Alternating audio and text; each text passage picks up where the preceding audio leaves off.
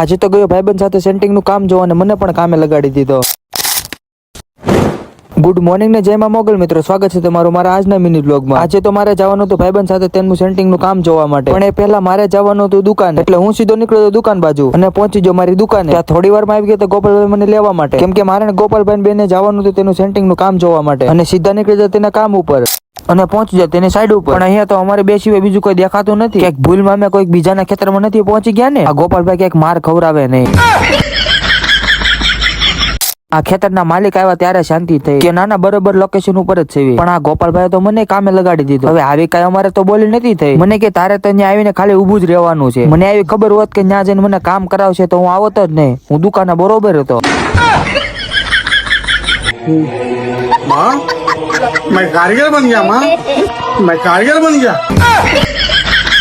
પછી ફાઇનલી અમારું કામ પૂરું કરીને અમે સીધા નીકળી ગયા દુકાન બાજુ અને સીધા પહોંચી ગયા મારી દુકાને। હવે દુકાને પહોંચ્યો ત્યારે ખબર પડી કે મારું સિંહાસન તો તૂટી ગયું હતું। પછી શું, મહારાજા ટેબલ માથે બેઠા, કેમ કે મહારાજાના સિંહાસન ને હવે રેણ કરાવવું પડશે। પછી થોડી વારમાં આવી ગયા હતા કસ્ટમર, અને કસ્ટમર કપડા લઈને ગયા। પછી હું આવી ગયો તો ભાઈબંધ ના ટેલરે, કારણ કે આ ભાઈને કરવાની થોડી ઘણી ખરીદી, અને અમે સીધા આવી ગયા હતા અમારા ગામના મોલમાં, સોરી ઓ ગુરુવારીમાં। ત્યાં મારી નજર પડી આ વાસણ ઉપર, જે કોઈને ઘરેથી કાઢી મૂકે ને અહીંયાથી વાસણ લઈ જાયજો। ગજબ બેઇજ્જતી હે। 6-7 જગ્યાએ અલગ અલગ ફર્યા ત્યારે આ ભાઈને આ વસ્તુ મળી। પછી વસ્તુ લઈને અમે સીધા નીકળ્યા દુકાન બાજુ, પણ અમારા ભાઈ તો એવી રીતે હાલ્યા જાણે શોરૂમ માંથી 4 વ્હીલ જોડાવી હોય।